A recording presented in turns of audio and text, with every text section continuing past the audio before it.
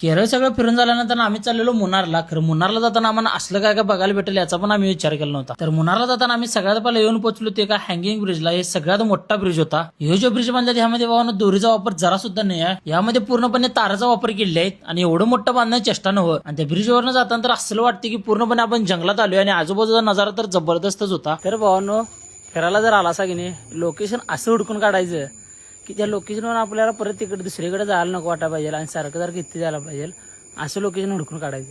केरळमधून जर तुम्ही मुन्नारला जात असाल की नाही भावानो तर जाताना भरपूर ब्रिज लागतात, पण त्यापेक्षा की नाही हा जो ब्रिज आहे हा एक नंबर ब्रिज आहे. ह्या ब्रिजचं जे नाव आहे भावानो ते आहे इंचातुट्टी ब्रिज. हा केरळमधला सर्वात लांब ब्रिज आहे भावानो आणि जी लांबी आहे ती 181 मीटर आहे. या भावाला बघून पवायची इच्छा तर लय झाली कारण उन्हाचा तडका तिकडे जामच आहे. ब्रिज तीन बघून झाल्यानंतर आम्ही आमच्या पुढच्या प्रवासाला निघलो, पण जात जाता आम्हाला जबरदस्त असा वॉटरफॉल बघायला मिळाला. फक्त जरा पाणी कमी पडाल कारण पावसाच्या लोकांचा भावानो विषय झाला आहे कारण गाडीच्या बाहेर डायरेक्ट साऊंड लावलेला त्यांना शेवटमध्ये. तर आता वेळ वाया न घालवता आपण निघा आपल्या पुढच्या प्रवासाला, कारण आमचा पुढचा स्टॉप होता ते म्हणजे मुन्नार. तर आजचा व्हिडिओ भावानो कसा वाटला कमेंट करून नक्की सांगा आणि पुढच्या येणाऱ्या ब्लॉग साठी आत्ताच भावानो फॉलो करून ठेवा.